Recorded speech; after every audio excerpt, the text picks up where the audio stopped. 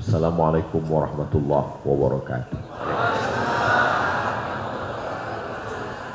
Alhamdulillah wassalatu wassalamu ala rasulillah sayyidina wa maulana wa syafi'ina wa zuhrina wa qurrati a'yunina Muhammad ibn Abdullah wa ala alihi wa sahbihi wa man da'a bida'watihi wa istanna bisunnatihi ila yaumi liqa'i rabbih wa ba'du.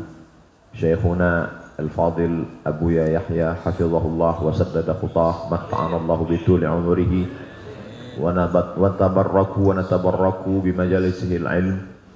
Pada kesempatan yang baik dan mulia ini, kedatangan Al-Faqir Abdul Somad ada 3 tujuan. Yang pertama, menyambung silaturahim. Man ahabba yubsata lahu fi rizqihi, siapa yang mau lapang rezekinya, wa yunsa'alahu fi atharihi, mau panjang umurnya, falyasil rahimahu.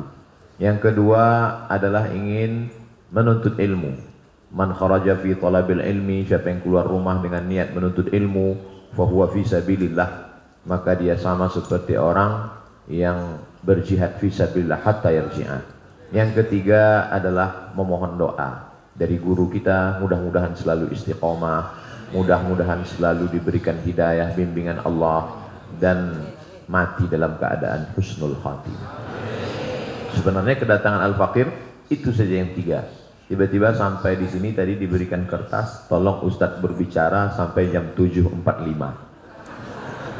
Jadi merubah niat di tengah ibadah itu masih ikhtilaf ulama. Jadi tidak bisa merubah niat di tengah ibadah.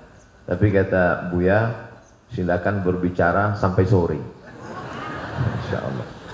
Suatu ketika Imam An-Nawawi meninggal tahun 676 Hijrah, ingin berziarah ke makam Imam Muhammad bin Idris Asy-Syafi'i, meninggal tahun 204 Hijrah. Jarak antara mereka lebih kurang 400 tahun. Imam Syafi'i meninggal di Fustat di Kairo, sedangkan Imam Nawawi berada di Damaskus, Suriah. Jaraknya lebih kurang 1.500 km. Kalau tidak percaya, ukur sendiri. Lalu kemudian Imam Nawawi dengan jarak yang jauh, dengan jarak umur yang jauh, datang mau berziarah ke makam Imam Syafi'i. Begitu beliau sampai, melihat kubah. Jadi makam Imam Syafi'i itu ada kubahnya. Begitu dia melihat kubah, air matanya menetes, bulu romanya dia tak sanggup menahan. Akhirnya dia tidak jadi berziarah, dia pun pulang. Karena kehebatan, kemuliaan Imam Muhammad bin Idris Asy-Syafi'i. Lalu kemudian Imam Nawawi pun pulang, meninggalkan Mesir menuju Damaskus. Rupanya Imam As-Subuki mendengar berita itu, bahwa ada seorang ulama besar bernama Imam An-Nawawi datang ke Mesir. Imam As-Subuki pun datang ke Kairo Fustat mencari Imam Nawawi. Rupanya Imam Nawawi juga sudah meninggalkan Mesir. Dia menyusul sampai ke Damaskus. Sampai di Damaskus, ternyata Imam Nawawi tidak berada di Damaskus. Dia sudah pulang ke kampung halamannya di Nawa. Lalu kemudian Imam As-Subuki datang lagi, dan mereka mengatakan Imam Nawawi sudah menghadap Allah, meninggal dunia. Begitulah para ulama, saling ingin bertemu, saling ingin berjumpa. Ulama yang karena Allah subhanahu wa ta'ala. Tak ada hasad dalam dirinya, tidak ada di dalam hatinya untuk kibr, angkuh dan sombong, dan tidak ada ihtiqar, mengecilkan orang lain. Al-Faqir Abdul Somad hari ini dimuliakan luar biasa, berada di majelis ilmu Abu Yahya hafizahullah, dan diberikan kesempatan untuk berbicara.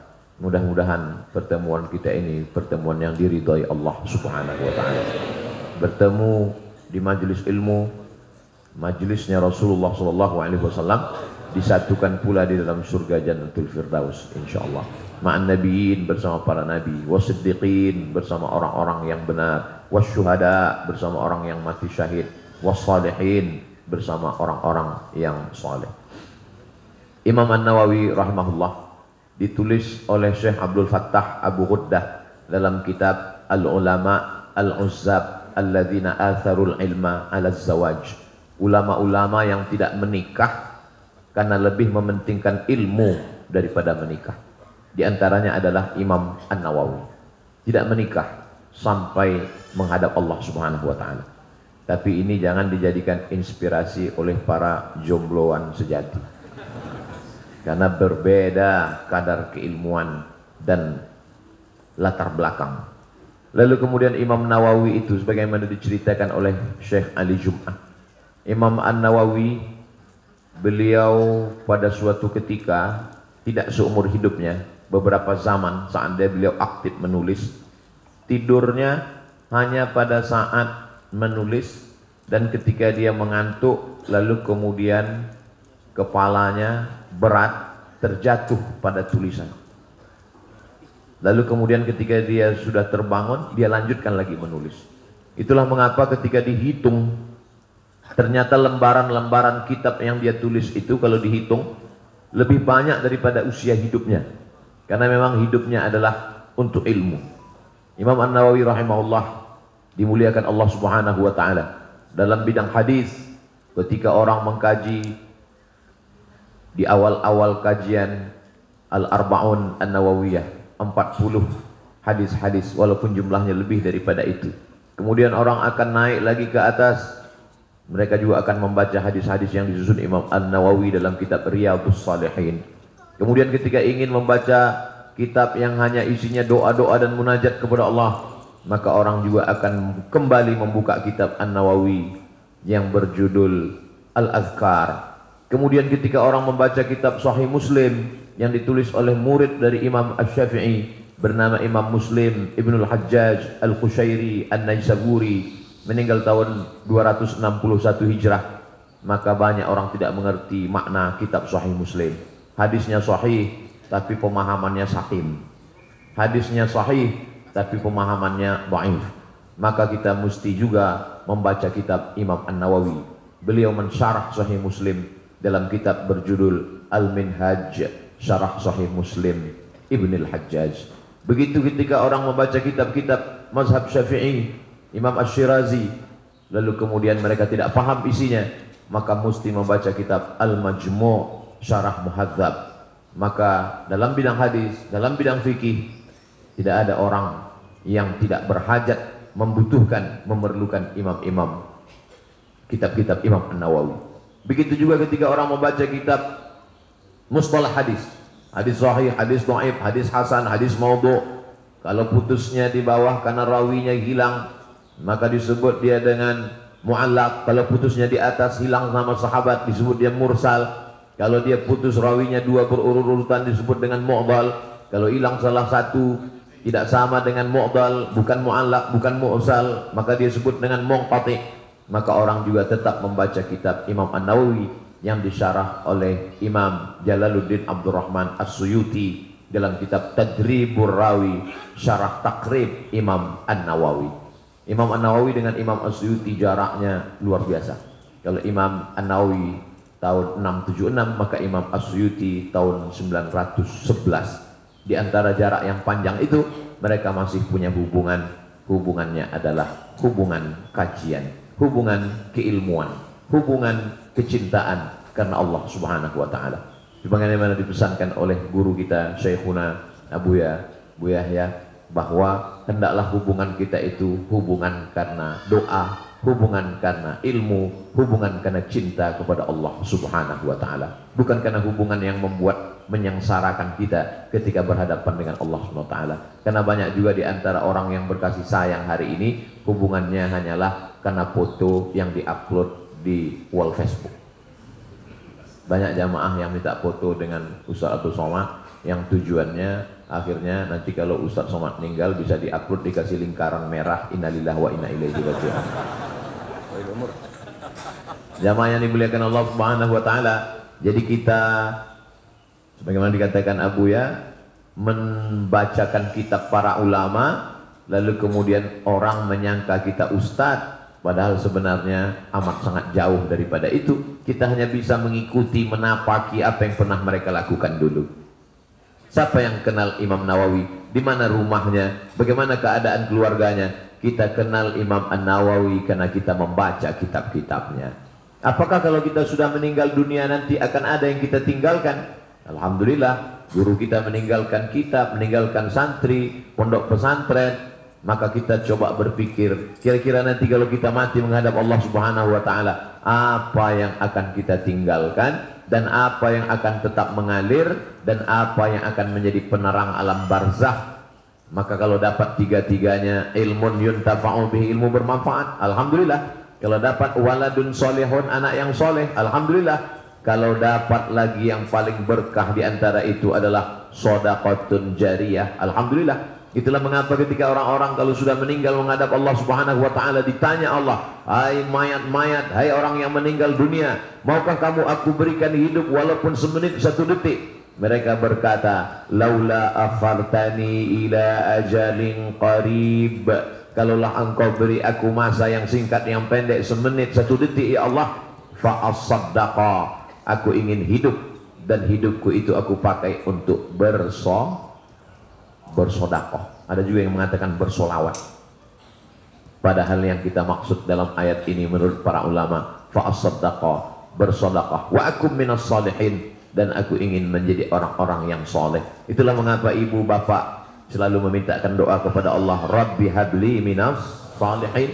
Dan ketika selesai berwudu dia meminta, Allahumma ja'alni minat tawwabin waj'alni minal mutatahhirin waj'alni min ibadikas salihin. Kenapa? Karena hanya orang-orang yang soleh sajalah yang mendapatkan doa orang-orang beriman ketika mereka mendoakan dalam sholatnya, assalamu alayka ayyuhan nabiyyu wa rahmatullahi wa barakatuh, wassalamu alayna wa ala ibadillahis salihin. Mungkin ilmu kita jauh dari Imam An-Nawawi, mungkin amal kita tidak sebanding apa-apanya dengan Imam An-Nawawi. Tapi kalau kita mendekatkan diri dengan cara mengkaji kitabnya, mengamalkan amalannya, meneruskan sunnah Rasulullah SAW, maka pesan Nabi, almar'u ma'aman ahab, orang akan selalu bersama dengan siapa yang dia cintai.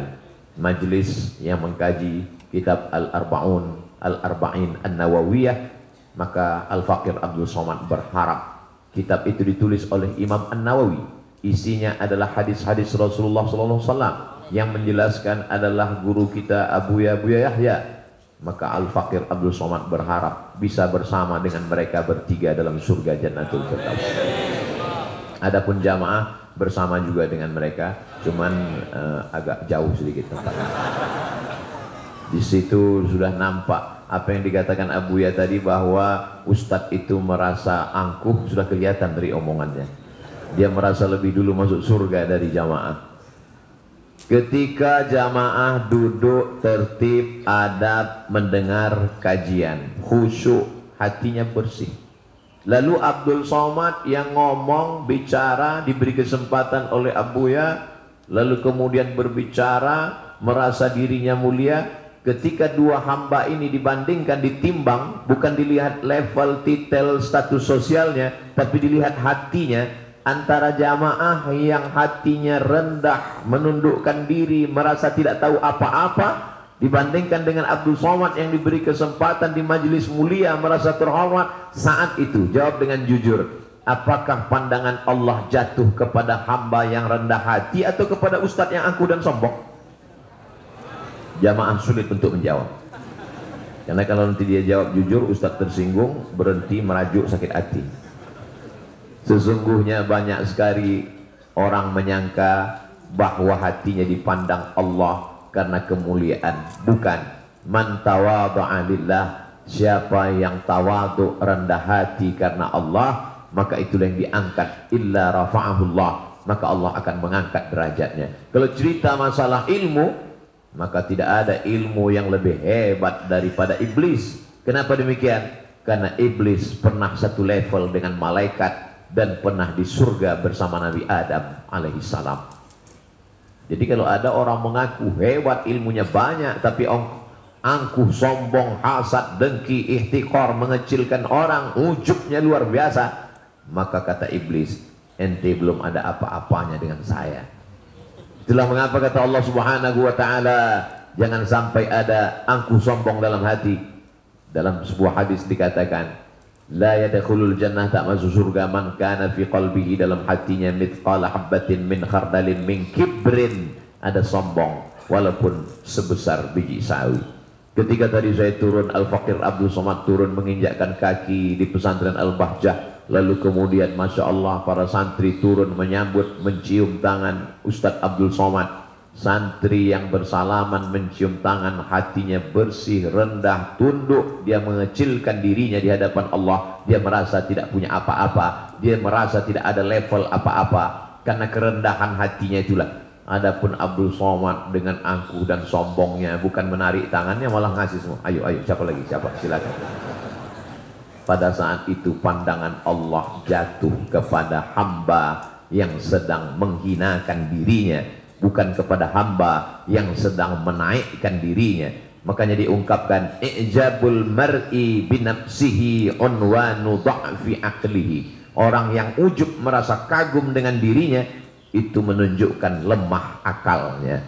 Kelihatannya besar isi kepalanya, tapi sebenarnya tak sesuai dengan kadar otaknya. Akalnya terlalu kecil, karena sesungguhnya orang-orang yang dibesarkan Allah Subhanahu wa ta'ala, dia sadar yang besar itu bukan dia, yang dibesarkan itu dia, yang membesarkan itu Allah. Itulah mengapa selalu dia angkatkan kedua tangannya dan dia berkata Allahu Akbar. Itulah mengapa selalu dia katakan subhanallah walhamdulillah wala ilaha illallah wallahu akbar wala haula wala quwata illa billah. Ini semua alat untuk mencuci karat-karat yang ada di dalam hati. Ketika Abdul Somad merasa bahwa diri dia suci, diri dia besar, diri dia hebat, diri dia, maka dia berkata yang suci hanya Allah, subhanallah. Ketika dia dipuji-puji orang, maka dia mesti mengatakan segala pujian milik Allah, walhamdulillah. Ketika orang mengatakan dia besar, maka dia mesti mengatakan yang besar itu hanya Allah, Allahu Akbar. Kalaupun dia bisa berjalan, dia bisa berkata, maka itu semua hanya kudrat dan iradat Allah. Maka dari mulutnya berkata la haula wala quwata illa billah. Kalau diucapkan dengan pemahaman, pemaknaan dan ilmu yang benar. Banyak juga orang yang berani mengucapkan subhanallah walhamdulillah wala ilaha illallah wallahu akbar, tapi maknanya tidak merasuk, karena tidak dengan ilmu, tidak mempengaruhi pola pikirnya, tidak mempengaruhi perbuatannya. Akhirnya ucapan subhanallah walhamdulillah wala ilaha illallah wallahu akbar itu sama saja seperti ucapan bim salabim abrakadabra, tidak berefek, tidak memberikan pengaruh. Itulah mengapa dikatakan dalam hadis Rasulullah sallallahu alaihi wasallam, Allahumma inni a'udzubika min ilmin la yanfa'. Ilmu ada tapi tak ada manfaatnya, tak ada gunanya sama sekali. Kalau bicara tentang ilmu yang banyak, maka sesungguhnya tak ada ilmu kita dibandingkan dia. Yang diceritakan Allah dalam Al-Quran, walau syi'na la rafa'nahu biha. Kalau kami mau, kami angkat derajatnya tinggi. Walakinnahu akhlada ilal ardi, tapi dia lebih memilih tanah ke bawah, rendah. Wattaba'a hawah, dia memperturutkan hawa nafsunya. Namanya Bal'am. Maka dunia ini sebenarnya isinya tidak banyak, hanya 4 saja. Satu, orang yang diberi kekuasaan, angkuhnya luar biasa, Fir'aun. Orang yang punya harta, sombongnya luar biasa, Qarun. Orang punya ilmu, tapi ilmunya dipakai untuk menjilat penguasa-penguasa yang zalim, itulah dia, Haman. Maka mereka berdua selalu disandingkan, inna fir'auna wa Haman, karena memang mereka satu kapal. Dan yang keempat adalah na'udzubillah, berilmu agama, tapi ilmunya tidak dipakai untuk mendekatkan diri kepada Allah. Dialah Bal'am. 4 tipe manusia kekal abadi sejak zaman Nabi Musa sampai hari ini. Jadi kita tinggal mengukur dan melihat diri kita saja. Kalau kita merasa punya kekuasaan tapi sombong, satu sel dengan Fir'aun. Kalau kebetulan kita kaya tapi kemudian kekayaan kita hanya dipakai untuk menyombongkan diri, berarti kita satu tempat, satu level dengan Qarun. Kalau kita punya ilmu yang banyak tapi ilmu itu tidak dipakai untuk mendekatkan diri kepada Allah, sesungguhnya kita bersahabat dengan Haman. Dan kalau kita na'udzubillah punya ilmu agama, mengerti, tapi bukan untuk menunjukkan yang hak dan membatilkan yang batil, bukan untuk li'ihqaqil haq wa ibtalil batil, sesungguhnya sama saja dengan Bal'am. Duduk dengan para ulama sama dengan duduk di perpustakaan berhari-hari membaca kitab, belum tentu paham. Tapi kalau Abuya sudah kita bersama majelis beliau, intisari dari kitab yang beliau baca dari mulai Dalwa dilanjutkan ke Ahqaf, lalu kemudian bacaan-bacaan beliau munajat di tengah malam, dikumpulkannya intisari dari semua kitab itu, dijelaskannya, kita sudah mendapatkan intisari patinya. Makanya banyak yang mengatakan kata-kata hikmah, duduk dengan ulama sejenak sama dengan duduk di perpustakaan bertahun-tahun. Karena kita baca buku belum tentu paham, kalau paham belum tentu dapat hikmahnya.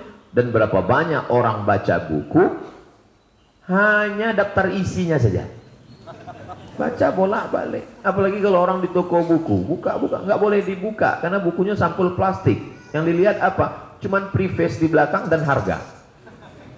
Jamaah yang dimuliakan Allah Subhanahu wa taala. Maka di antara kemuliaan sahabat Rasulullah sallallahu alaihi wasallam, mereka mujalasatus sholihin, duduk dengan orang-orang soleh. Dan tidak ada orang yang lebih soleh di dunia ini selain Sayyidina wa Maulana Muhammad sallallahu alaihi wasallam. Maka ada namanya Abdullah ibnu Umar duduk bersama Rasulullah sallallahu alaihi wasallam. Ada namanya Abdullah bin Abbas, dan mereka ini didoakan oleh Nabi Muhammad sallallahu alaihi wasallam. Apa kata Nabi kepada Abdullah bin Abbas? Allahumma faqihhu fid din wa 'allimhu ta'wil. Dalamkan ilmu agamanya, ajarkan dia pemahaman Al-Qur'an yang benar. Apa kata Nabi sallallahu alaihi wasallam kepada Sayyidina Anas bin Malik? Allahumma aktsir amwalahu, banyakkan anak, banyakkan hartanya, wa auladahu, banyakkan anaknya, waj'alhu min ahlil jannah, jadikan dia penghuni surga. Jadi kita datang ke majelis ilmu bukan hanya sekedar dapat ilmu, tapi juga dapat doa. Berapa banyak orang punya ilmu tapi tidak dapat doanya, sehingga ilmunya itu hanya memberatkan dia di hadapan Allah Subhanahu wa taala. Nanti ketika berhadapan dengan Allah, la tus'alunna yauma idzin 'anin na'im, dan semua nikmat itu akan dihitung. Wa in ta'uddu ni'matallahi la tuhsuha. Tapi ada satu nikmat yang ngeri luar biasa. Apa dia? An ilmihi fi ma'amil. Ilmu sudahkah kau amalkan? Satu sisi orang ketika membaca hadis ini, kamu akan ditanya tentang ilmumu, apakah sudah kau amalkan? Kalau gitu saya nggak datang lagi majelis ilmu Pak Ustaz. Makin banyak didapat, makin banyak pertanyaannya. Tujuan hadis itu bukan demikian. Tujuannya kita tetap datang majelis ilmu, tapi buah dari kedatangan itu adalah amal kita jadi benar, dan kita tetap bersemangat. Al-Fakir hari ini datang ke majelis ilmu, diberikan Allah kesempatan, diberikan umur panjang, dalam perjalanan panjang berjumpa dengan guru kita semua, Buya Yahya. Pertemuan kami terakhir bulan Maret tahun 2020 di Solo bersama Habib Sagaf di kediaman Habib Novel. Begitu habis selesai duduk kami bersama di majelis yang mulia, Masya Allah, Tabarakallah, Maulid. Setelah itu Habib Novel pun bercerita bahwa beberapa hari yang lalu ada yang meninggal 2 rumah dari sini kena COVID.